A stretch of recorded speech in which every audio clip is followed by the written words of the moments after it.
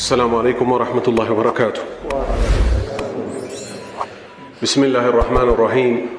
الحمد لله رب العالمين، ولا عاقبة للمتقين، ولا عدوان إلا على الظالمين. اللهم صل وسلم وبارك على نبينا محمد وعلى آله وصحبه أجمعين. إن شاء الله تعالى زاري لاستوصاتكم مفلقو باب الصبر تقست سلمي بالو አርስት ይሆናል ማለት ነው። የሰው ልጅ ትግስት ከማጣቱ የተነሳ ብዙ አደጋዎች ላይ ይወድቃል።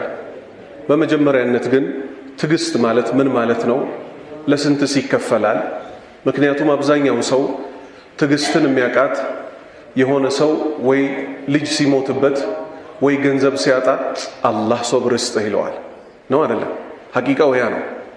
ትክክለኛው ነገር ግን ይሄ የመጨረሻው ደረጃ ነው። ልብ በሉ በትግስት ላይ ትግስት ሶስት አይነት ነው ወንድሞቼ። አንደኛ አላህን መታዘዝ ራሱ ትግስት ይፈልጋል። ይሄም የሙተቆች ባህሪ ነው። አላህን የሚፈሩ ሰዎች ነብዩ ሰለላሁ ዐለይሂ ወሰለም አላህ ፈስተቂም ከማ ኡሚርት ልክ እንደታዘዝከው ቀጥ በላላቸው ሸበቱ ባንዴው ትእዛዙን ይል እንግዲህ እሳቸው እኮ ከፈርዶ አልፎ ሱናው ነው እግራቸውን ያፈረጠው። ሱናው እግራቸውን አሳብጦ አፈንድቶት ሲያበቃ ፈስተቂም ቀጥ በል ከማ ኡሚርት እንደታዘዝከው አላቸው። በዚህ የተነሳ ሸበቱ። ሁለተኛ ወዕቡድ ረበከ ሐታ ያእቲየከ ልየቂን አላቸው። ሞት እስኪመጣህ ድረስ ጌታህን አምልከው አላቸው። ከማምለክ እኮ ተዘናግተው አይደለም። ልብ በሉ ሊሞቱ የመጨረሻ የቀሯቸው 2 እና 3 ቀኖች ላይ በሁለት ሰው ተደገፉ። እሳቸው አንድ ሰው በዚህ ያቀፋቸው፣ አንድ ሰው በዚህ ያዛቸው። እግራቸውን ማንሳት አቅቷቸው እየተጎተቱ ወደ ሰላት ወጡ። አልቻሉም፣ ተመለሱ። አቡበክር አሰገደ። ተመልከቱ፣ እስከ ሞቱ መጨረሻ ድረስ እሱን ተገዝተውታል። ስለዚህ ትልቁ ትዕግስት ማለት አላህን በማምለክ ላይ በቀንም በሌሊትም በወጣትነትም በሽምግልና በረመዳንም ከረመዳን ውጭ። ምክንያቱም እስቲ አባቱ የሞተበት ሰው ወደ ኋላ ይሄድና አባቱ ከሞተበትና እሱ አባቱ ከሞተ በኋላ ስንት ዓመት እዚህ ምድር ላይ እንደኖረ እስቲ ይንገረኝ።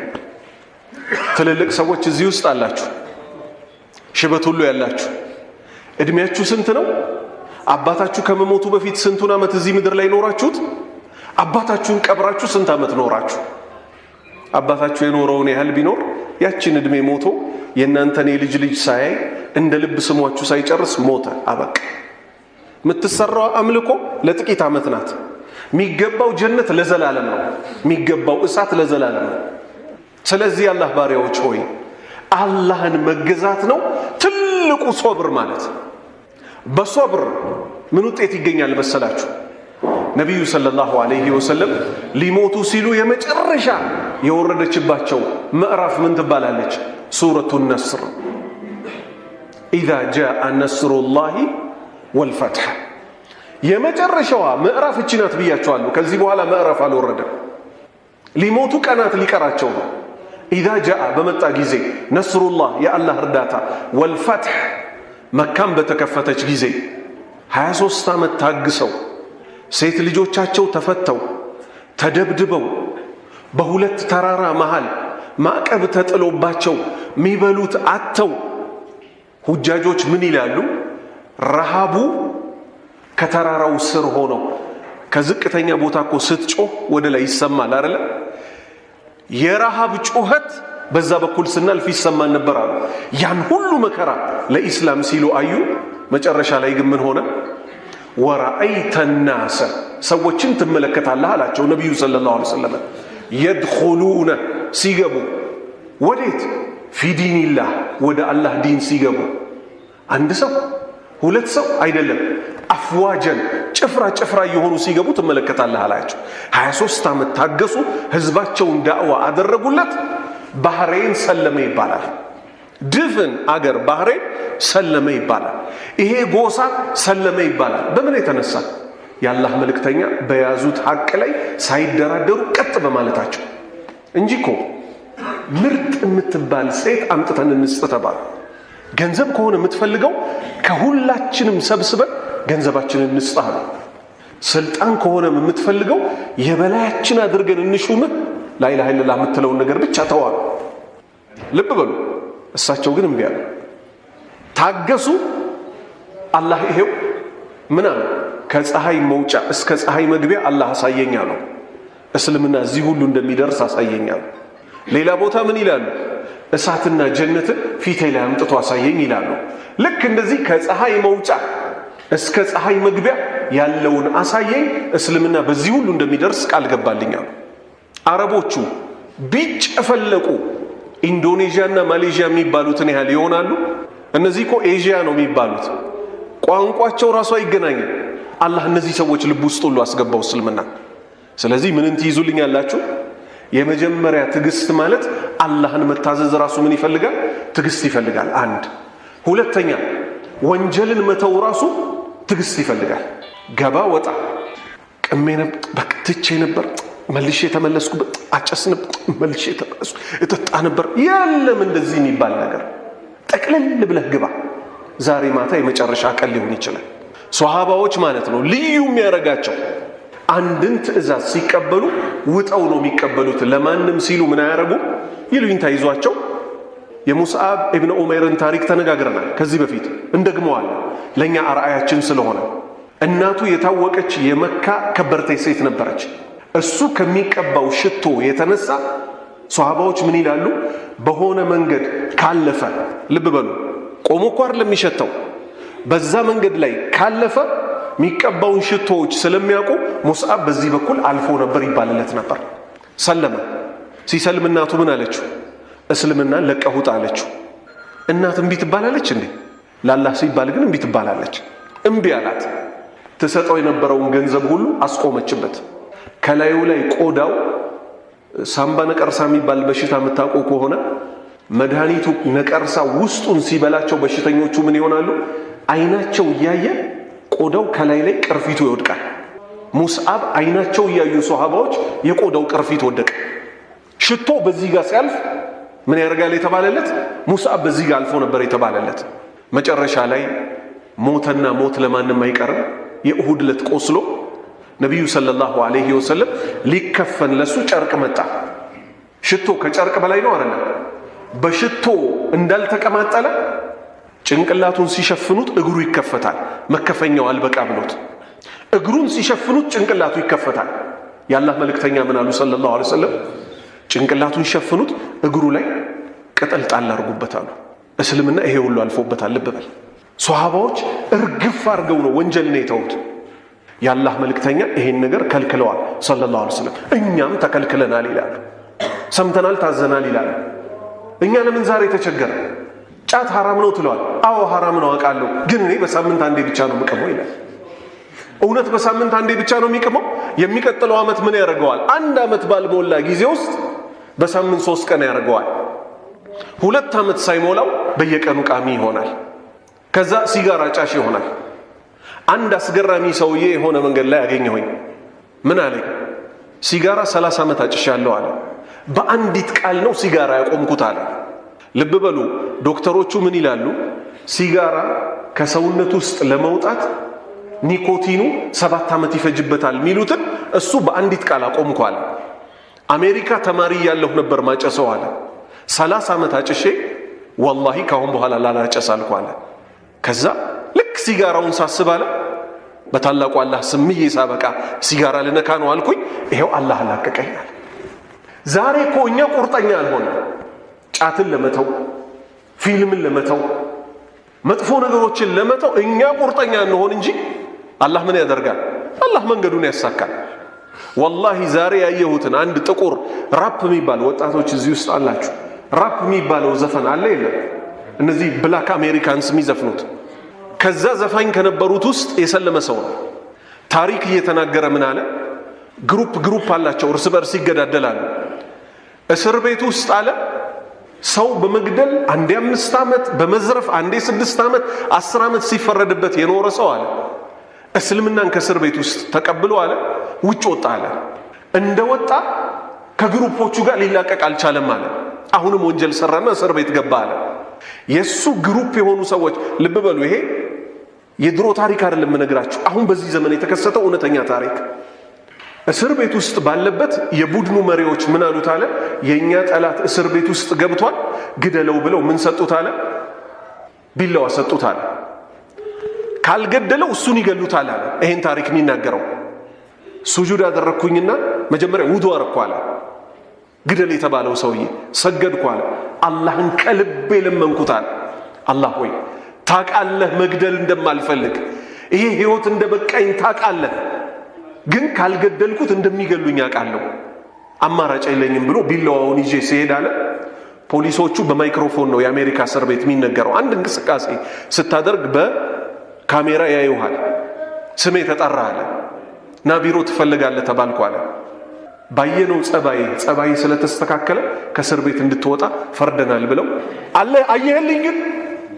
አየህልኝ በእንግሊዝኛ ተለምኖ እምቢ የማይል ጌታ በእንግሊዝኛ ነው እኮ የለመነው እኔ እንግሊዝኛውን ተርጉሜላችሁ ነው አረብኛ ይፈልግ እስቲ በምታውቀው ቋንቋ ለምነውና ካሳፈረ ልታየው እስቲ አውጣኝ በለው ካለህበት ወይ ከዱዓ ነው ችግሩ በእንግሊዝኛ ተለምኖ የሚሰማ ጌታ ነው ያለ ሱብሃንአላህ ግን አለመን ነው አልፈለግንም ወደሱ መምጣት አላህ ሆይ ይሄን መጥፎ ጸባይን አላቅልኝ ስንቶቻችን መጥፎ ጸባያችን እሱ ነው አይደለም ያላቀቀል የመስጂድ ሰው አድርገኝ ስንቶቻችን ያደረገን እሱ ነው አይደለም ከዓመታት በፊት እያንኮራፋን 2 ሰዓት የሚሆንብን የነበሩትን ሰዎች ከሌሊቱ 10 ሰዓት ሞላ ቻርጅ ጨርሰ ይቀሰቅሳል አንተ ማታ ነይተህ አደርክ እሱ ደግሞ አዘነለ አሳርፎ ሲያበቃ በሰዓቱ ይቀሰቅሳል ስለዚህ ወንጀል ዛሬ ነገ ሳንል ዛሬውን ተው ሶስተኛው ሶብር የሚፈልገው ነገር መከራ በደረሰ ሰዓት አብዛኛው ሰው በወቅቱ ነው የሚፈተነው ችግሩ ካለፈ በኋላማ ወደህም ተገደህም ሶብር ታደርጋለህ ሁለት ነገሮችን አትርሱልኝ አንደኛ ሰው ሲሞትብን ካይናችን እንባ አውጥቶ ማልቀስ በሸሪዓው አልተከለከለም በልንዲያው ነብዩ ሰለላሁ ዐለይሂ ወሰለም ምን አሉ የሚያዝኑ ሰዎችን አላህ ያዝንላቸዋል አሉ እሳቸው ራሱ አልቀሰው ልጃቸው ዘይነብ ልጇ በጠና ታሞባት ገርገራ ላይ ሆነ ላከችባቸው አላህ ከወሰነው አላስጥልሽም ሶብር አርጊ ያሏት እሷ ምን አለች ትመጣታለህ አለች ጨንቋታለህ አባት ሲኖር እንዲህ ነው የምትሆነው ትመጣታለህ አለቻቸው ምክንያቱም ልጇን ይዛ ልጇ ጣረ ሞት ላይ ሲሆንባት ምን ታርግ እናት እኮ ናት ከዛም ያላህ መልእክተኛ መጡ ልክ ሲያስረክቧቸው ልጁ ሩሁ ሊወጣ ሰቆቃ ውስጥ ነው የህፃን ልጅና የትልቅ ሰው ይለያል ህፃን ልጅ ሲያስታውቁ ያስደነግጣል አይደለም ሩሁ ልትወጣ ከግሩ ጀምሮ ሰውነቱ ሲንቀሳቀስ እንባ ካይናቸው ሲወርድ ሱሐባዎቹ እርሶም ያላህ መልእክተኛ ያለቅሳሉ አሏቸው አዎን አሉ ይሄ እኮ እዝነት ነው አላህ አዛኝ ባሪያዎቹ ልብ ውስጥ ያስቀምጠው ነገር ግን እኛ ሁለቱን አልቻልንበትም ልዩነቱ አልገባን ግጥም ውስጥ እንገባለን ልክ ሰው ሲሞት እሱን የመሰለ ከወዴት ይገኛል ይገጥም አላይገጥም ጥለህ ልትሄድ ነው ወይ ለማን ትተህ ልትሄድ ነው ለአላህ ነው ለማን ትተህ ይሄዳል ከሰውየው በፊት ለሚያቀህ ጥሎ ይሄዳል ግጠምለት አይደለም የተባልከው እንዳንተ አይነት ሰው በልለት አይደለም የተባልከው ልክ ሰው ሲሞት ቦታው ያለ ሰው ምን ያደርጋል አይኑን የመጀመሪያ ስራ የሚደረገው አይኑን ወደ ታች መሸፈን ነው ከዛስ ለለቅሶ ትደርስበታለህ እጅህን አንሳና ተኩስ ነብዩ ሰለላሁ ዐለይሂ ወሰለም ምን አሉ ዱዓ ተቀባይነት ከሚያገኝባቸው ቦታዎች ውስጥ ሰው ሲሞት አሉ ሰው ሲሞት ሩሁን ይዘው ሊሄዱ የመጡ መላእክቶች አሉ اللهم اغفر له እደርስበታለሁ ማልቀሱ አላህ ሆይ ማረው ወርሐምሁ እዘንለት ووسع مدخله ያችን ጠባብ ቤት አስፋለት واغسله እጠብልኝ አባቴን እጠብልኝ ወንድሜን እጠብልኝ ልጄን بالماء الثلج والبرد በውሃ በጤዛ ውሃ በቀዝቃዛ ውሃ ነጭ ልብስ ከቆሻሻ እንደሚጸዳው አጽዳልኝ ከዛ በኋላ ከአይንህ አውርደው ሰው አይደለ አውርደው ድምጽ አታውጣ እንጂ ማልቀስ አልተከለከልክ አትግጠም ሰው ሲመጣ ሁሉም በየብሔሩ የሚሰራው ከሸሪዓ ጋር የሚጋጭ ነገር አለ እሱን ተው ከዛስ ማጠብ ያለብህን እጠብ ለአላህ ስትል ታገስ ጅብሪል ከመሆኑ ጋር አለይሂ ሰላም ነብዩ ሰለላሁ ዐለይሂ ወሰለም ከመሆናቸው ጋር መጥቶ ምን ይላቸዋል?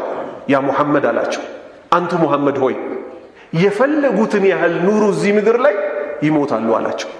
አላሁ አክበር። የፈለከውን ያህል ውደድ ትለያለህ አላቸው።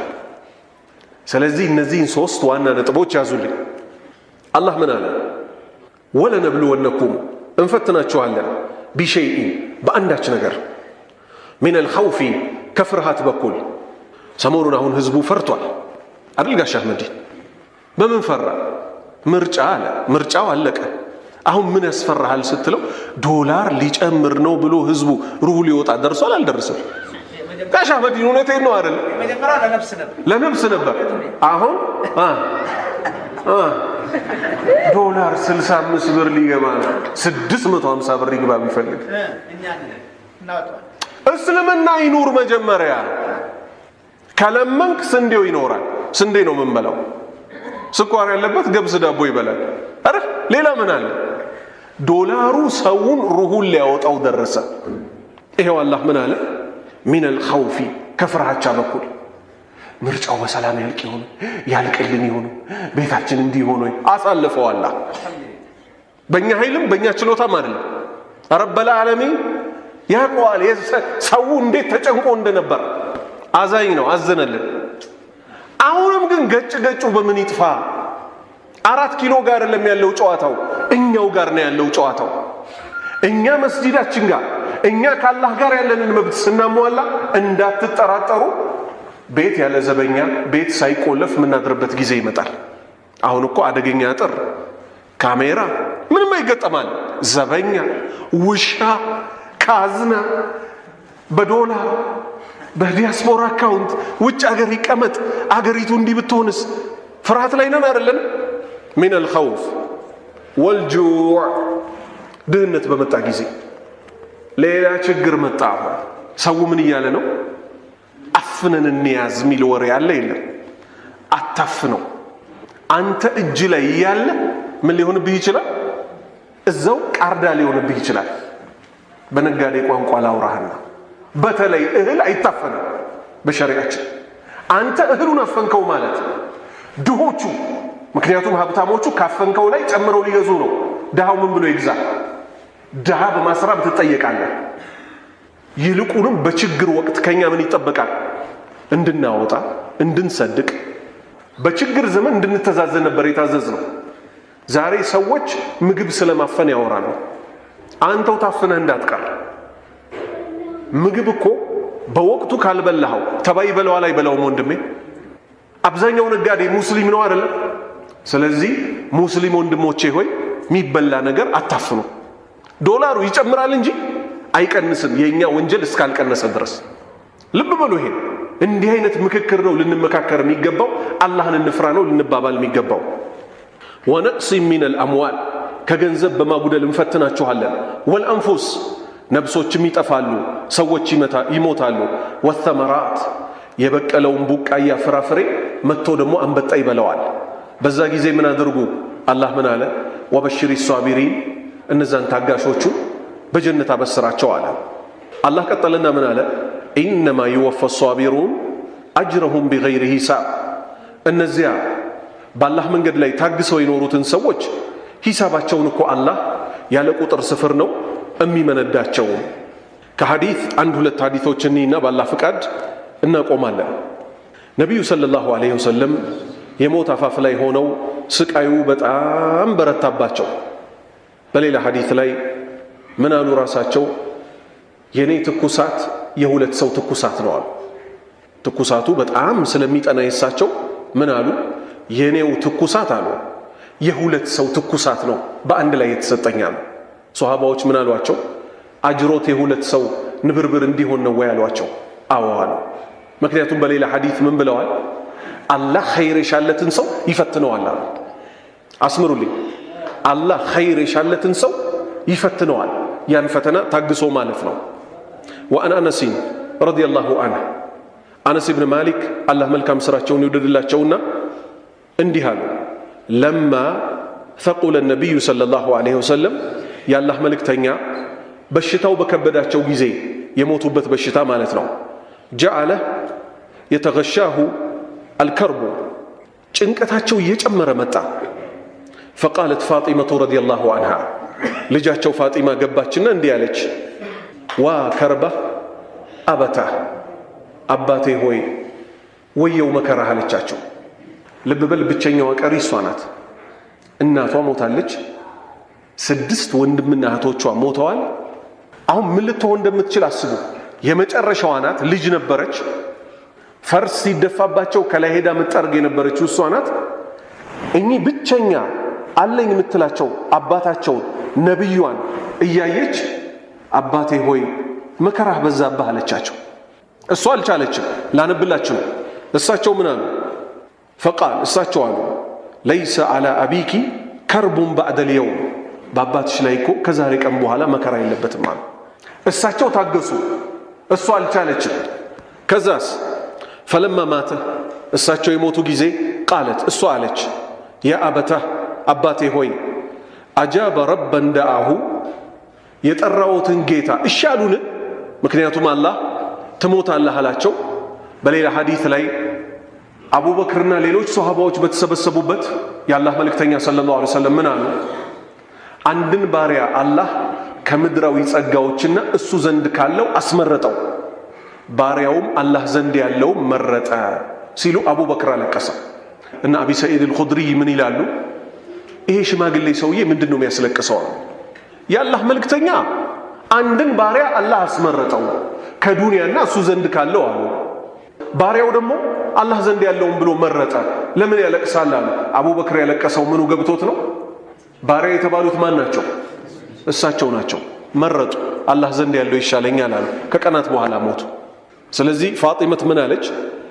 ያ አበታ አባቴ ሆይ አጃበ ረበን ደአሁ ጥሪ የጠራህን ጌታ እሺ ብለህ ተቀበልክን ጥሪውን እሺ አልክን ያ አበታ አባቴ ሆይ ጀነቱል ፊርደውሲ መእዋ መኖሪያ ጀነቱል ፊርደውሲ ይሁን ብላ ዱዓ አደረገች ያ አበታ አባቴ ሆይ ኢላ ጅብሪል ነንአሁ ለጅብሪል የርሶ መርዶ እንነግርሎታለን መሞቶትን አንዳንድ ጊዜ አንዳንድ ሙሲባ አሁን ፋጢማ ዲን ሳይኖራት ቀርቶ አይደለም ሚቻላል ማይቻላል ሱሐባዎቹ እነ ዑመርን ይመስል ብዙ ቦታ ቁርአንን ገጥሞ የመጣው ሰው ማለት ነው አልሞቱም ብሎ እኮ ነው የተከራከረው ይሄው እሷ እየሞቱ እያየች መቀበል ከበዳት فلما دفن በተቀበሩ ጊዜ قالت فاطمة رضي الله عنها الله መልካም ስራውን ይወደድለትና ፋጢማ እንዲህ አለች أطابت أنفسكم أن تحثوا على رسول الله صلى الله عليه وسلم الترى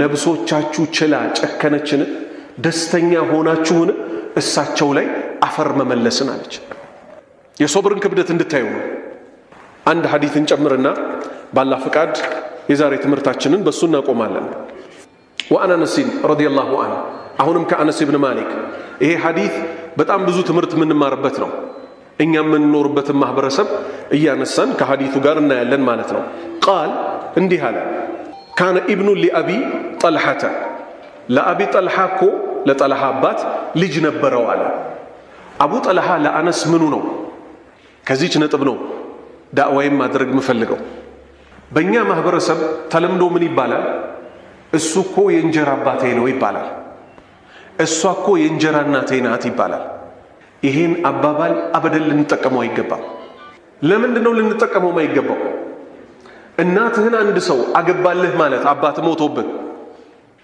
ስሜቷን በሐላል እያጠቃቀመልህ ነው አይደል ላንተ ወንድሞች እየበዙልህ ነው አይደል እኛው ራስ ሰው እኮ ዛሬ ከማያቀው ዘር ከማያቀው ጎሳ ጋር እንኳን ይዛመዳል አይደል ይሄ እንጀራ እናት እንጀራ አባት የሚባለው ነገር ውስጥ ጭቅጭቅ ክፋት እንዲኖር ከሚያረጉት ነገሮች ውስጥ አንዱ የስሙ ጥሪ ነው ገና ሲጀምር እንጀራ እናት ስትገባ ምን ይባላል እንደ ልጆቿ እኮ አትወደኝም አዎ አትወድህም ጠልታ ግን አይደለም ልብ በል ወልደህ ታየዋለህ ተወሷል የወንድምህ ልጆች እንደ ራስ ልጆች አድርገህ መውደድ አትችልም አላህ የፈጠረ እንደ ፈተና ማንም ሰው የሚወደው ከገዛ አብራኩ የተገኘው ልጅ ነው ልጁ በሽተኛም ቢሆን ስለዚህ ለውዴታዋ ቀድር አስቀምጥላት አባትህን ከተንከባከበችልህ አባት ሚስት ባይኖረው ዝሙት ቤት ይገኛል አይገኝም አኼራው ይሸጣል አይሸጥም? እሱን ከሸፈነችልህ እናቴ ብለህ ብትጠራት ምን ትሆናለህ? አልተረዳችም? ምን ክፋት አለው እናቴ ተብላ ብትጠራ? ክፋት የለውም አይደል? ይሄው አሁን የአነስን ባህሪ ሐዲሱ መጨረሻ ድረስ ስንወርድ ልነግራችሁ ነው። አቢ ጠልሃ ለሱ ምኑ ነው? የአነስ ኢብን ማሊክ እናት ባል ነው። ለአቡ ጠልሃ ረዲየላሁ ዐንሁ ልጅ ነበረው። የሽተኪ ታመመ ያ ልጅ። ፈኸረጀ አቡ ጠልሃተ አቡ ጠልሃ ልጁን ቤት ውስጥ አስተኝቶ ወጣ። ፈቁቢደ አሰቢይ ያ ሕፃን ልጅ ሞተ። ፈለማ ረጀዐ አቡ ጠልሃተ አቡ ጠልሃ ከውጭ ሲመለስ ቃል እንዲህ አለ፣ ማ ፈዐለ ብኒ ልጄ እንዴት ሆነ ብሎ ጠየቀ። ቃለት ኡሙ ሱለይም ኡሙ ሱለይም ማናት? የአነስ ኢብን ማሊክ እናት ናት። እሷ ምን መልስ ልትሰጠው ነው? ልጇ ነው እንግዲህ ልብ በሉ። ከማን የወለደችው? ከአቡ ጠልሃ የወለደችው። ወህየ ኡሙ ሰቢይ የሕፃኑ ልጅ እናት ናት። ሁወ አስከነ ማካን ቅድም በነበረበት ሁኔታ እርግት ብሎ አላለችው። ሞቶ ነው እንግዲህ ልብ በል። ፈቀረበት ኢለይሂ ወደ እሱ ተጠጋች። አልዓሻ እራት አቀረበችለት። ፈተገሻ ሌሊትም ተኙ። ثم أصاب منها እሷንም ተገናኛት። ተገናኛት የሚለው አማርኛ ገብቷቸዋል? ባልና ሚስት የሚሰራው ሬሳ ልጇን አስቀምጣ ባሏ ቀኑ ስለነበር እሷን የሚገናኝበት ምንም እንዳልተከሰተ ራቱን አብልታው እሱ እንዲጠቃቀምና እንዲረካ ፈቀደችለት። አፍደሉ ሶብር ሬሳ ልጅህን ካብራክህ የወጣውን አስቀምጠ ባልህን ማስደሰት ማለት ነው። ፈለማ ፈረገ ቃለት እሷ ጋር ስሜቱን ሲጨርስ አለችው፣ ወሩ ሶቢይ ሕፃኑን ሸኙ አለችው። ሸኙት በቃ ወደ አኼራ ሄዷል ቅበሩት አለችው። ፈለማ አስበሐ ባነጋ ጊዜ አቡ ጠልሃ ባነጋ ጊዜ አታ ረሱለላሂ ሰለላሁ ዐለይሂ ወሰለም ፈአኽበረህ ነቢዩ ሰለላሁ ዐለይሂ ወሰለም ጋር መጥቶ ነገራቸው የተከሰተው። ልጄ ሬሳ ተጋድሞ ሚስቴን እኮ ስገናኛት አደርኩ ብለው ነቢዩ ሰለላሁ ዐለይሂ ወሰለም ምን አሉ? ፈቃል አአረስቱሙ ለይል ሌሊት ላይ ግንኙነት ፈጽመህ ነበር ከእሷ ጋር አሉት። ቃለ ነዓም አዎን ፈጽሜ ነበር። ቃለ እሳቸው አሉ አላሁመ ባሪክ ለሁ አላህ ሆይ ባርክለት አሉ። ፈወለደት ጉላመን ወንድ ልጅ ወለደች። ወንድ ልጅ አጣች፣ ወንድ ልጅ ወለደች። ፈቃለ ሊ አቡ ጠልሐተ አቡ ጠልሃ እንዲህ አለ፣ እሕሚልሁ ጠቅልለው ያዘው አለኝ። ለማ ለአነስ ሐታ ተእትየ ብሂ አነቢይ ሰለላሁ ዐለይሂ ወሰለም ነቢዩ ሰለላሁ ዐለይሂ ወሰለም ዘንድ እስክደርስ ድረስ ጠቅልለህ ያዝ ብሎ ከተምር ጋር ሰጠው። ታሪኩ ረዥም ስለሆነ እኔ ያሳጥሬ ልንገራችሁ። ነቢዩ ሰለላሁ ዐለይሂ ወሰለም ጋር ተወሰደ። ያ ሕፃን ልጅ ተምሩን እያኘኩ እያረጠቡለት በአፉ ይሰጡታል። በሌላ ሪዋያ የተዘገበው ረዥም ሐዲት ላይ ምን ይላል? አቡ ጠልሃ እንግዲህ ያን ቀን ተረግዞ ያ ልጅ ጉዞ በወጡበት ሚስቱን ይዞ ኡሙ ሱለይምን አቡ ጠልሃ ልክ መዲና ሊገቡ ሲሉ የአላህ መልእክተኛ ምጥ መጣባት። ማን? ኡሙ ሱለይም። ይሄ ልጅ ሊወለድ ይሄ በረካ ልጅ ማለት ነው፣ ዱዓ የተደረገበት። ነቢዩ ሰለላሁ ዐለይሂ ወሰለም እኔ ልሄድ ነው አሉት። አንድ ያዙልኝ እዚህ ጋር። አቡ ጠልሃ ምን አለ? አላህ ሆይ አለ። ዱዓ ያለውን ጥቅም ልነግራችሁ ነው። እኔ እኮ ታውቃለህ ከነብዩ ጋር አብሬ መውጣትን ሰለላሁ ዐለይሂ ወሰለም ከነብዩ ጋር አብሬ መግባትን ነው መዲና የምፈልገው አለ። ምጡን አላህ አስቆመው። ምጥ ታውቀው የለ ሲመጣ ማስጨነቅ ነው አይደል ስራው። እሳቸው ምጡ እስኪያልቅ ድረስ አይጠብቁትም። ሌላ ጉዳይ ያላቸው ሊሄዱ ነው ነብዩ ሰለላሁ ዐለይሂ ወሰለም። እሱ እዛው ሆኖ አላህን ለመነው። ምን ሲል? አላህ ሆይ ታውቃለህ ከእሳቸው ጋር ነው አብሬ መውጣት የምፈልገው፣ ከእሳቸው ጋር ነው መዲና መመለስ የምፈልገው። ምጡን አስቆመለት። ገባች፣ ወለደች። ተምሩና ሕፃኑን ልጅ አነስ ኢብን ማሊክ ወስዶ ምን አስደረገ? እየረጠበለት ያን ተምር በላ። ራዊል ሐዲት የሐዲቱ ዘጋቢ ምን ይላል? ይሄ ሰውዬ ያን ቀን የተወለደው 10 ልጆች ወለደ፣ 10ሩም ሐፊዘል ቁርአን የሆኑ ይላል። እንታገስ ግድ የላችሁ። በተለይ ለቅሷችን ከምንም በላይ እርማት ያስፈልገዋል። ሰው በመጣ ቁጥር ከክፍለ ሀገር ነው የሚመጡት ከተባለ በተለይ ልክ ሰፈር ጋር ሲደርሱ ብድግ እያሉ ፍርጥ ይላሉ። አይደል? ልብስ ቅድድ ማሰፊያ ልታጣ ትችላለህ። መጨረሻ ላይ ሰብሩንም ቀደድከው ከአላህ ማጅር አታገኙ። ማልቀስ አልተከለከለም።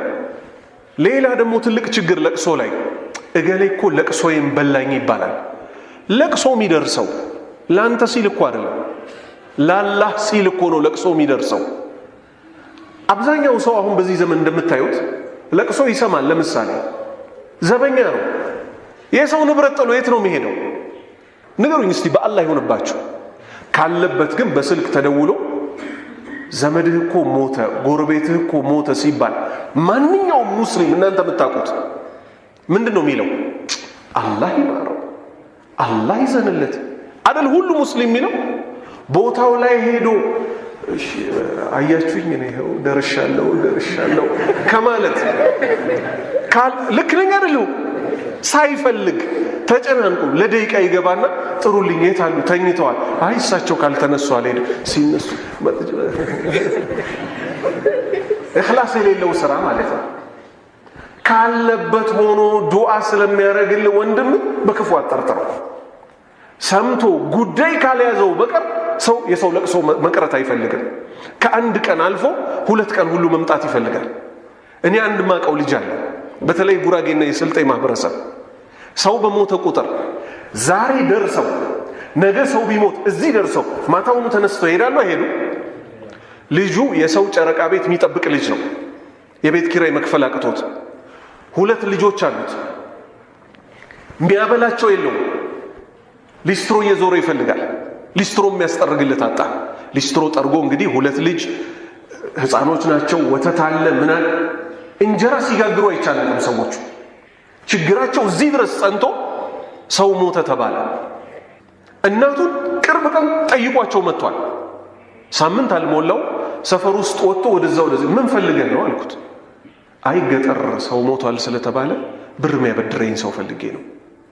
ወላሂ ለልጆቹ በብድር እያበላ ለቅሶ በብድር ይድረስ የሚባልበት።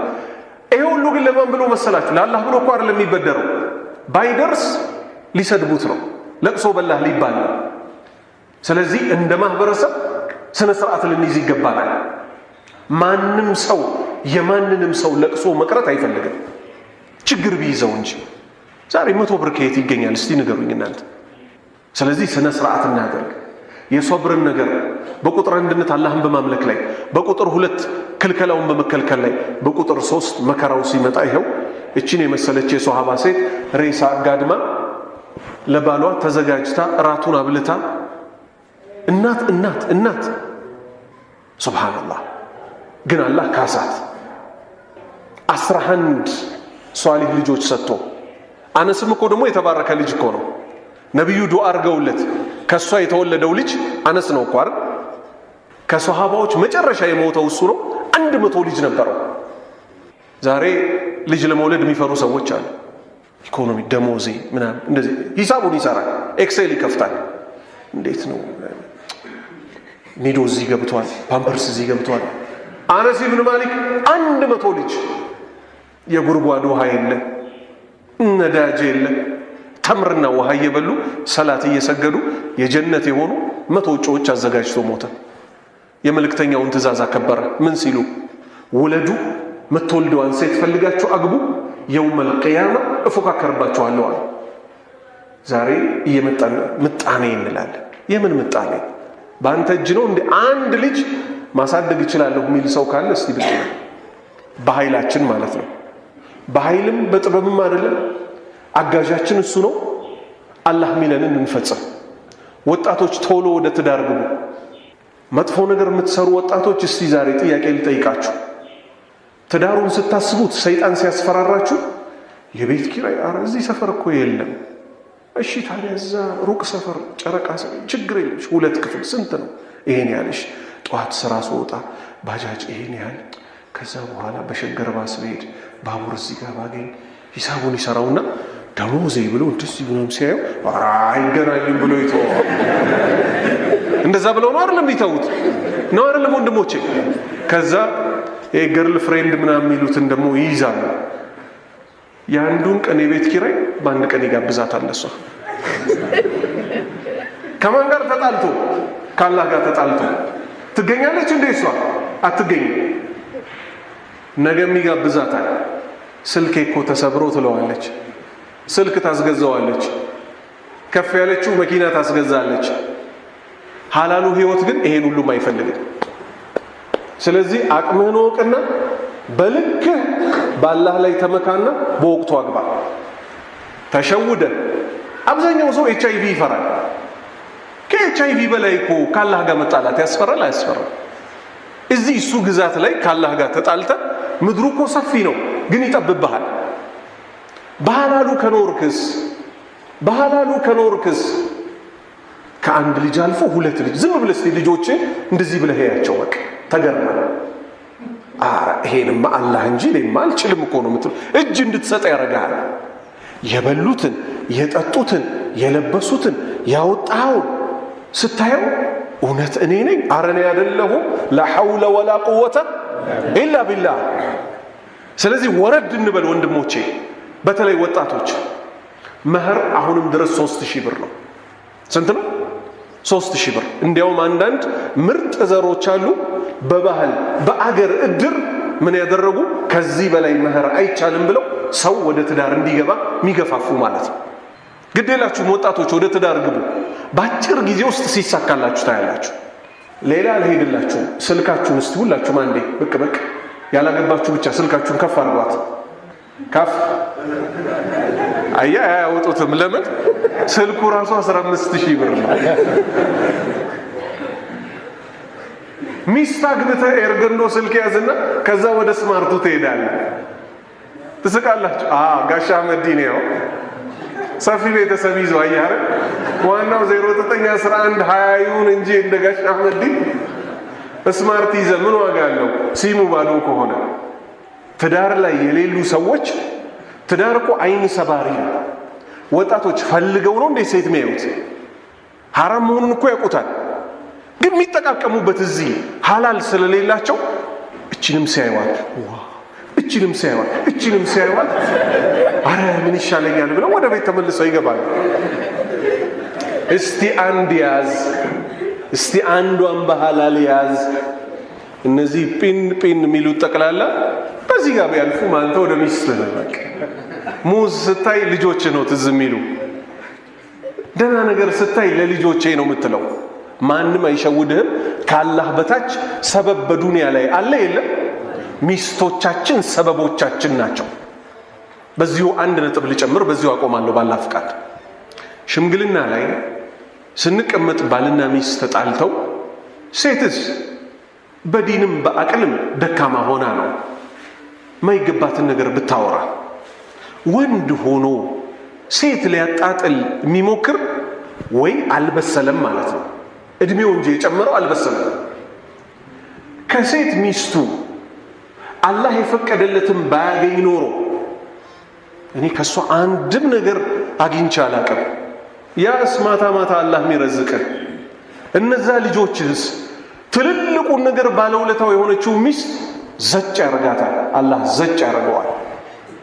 ብዙ ሰው በተለይ በዘመናችን ያሉትን የቆንጆ መብዛት ሲያይ እቺን እኮ በፈታት ፈላጊ ብዙ ነው የሚል የጅል አስተሳሰብ ውስጡ ይገባል። እስቲ ሞክራት። እኔ ሞክራት አልልህም፣ አትሞክራት። አግብተው 2 ዓመት 3 ዓመት ለይጣቸውን ቁጭ ያሉ ወንዶች የሉ? መኪና ስላላህ አታገባም። ብዙ ሴት አለ ማለት አንተ ታገባለህ ማለት አይደለም። ይልቁንም ቤት ውስጥ ላለችው መልካም ሆነ አላህ መልካም እንዲያደርግልህ ዱዓ እያደረክ ከሷ ያገኘሃቸው ልጆች መኮትኮት ላይ ቢዚ ሁን።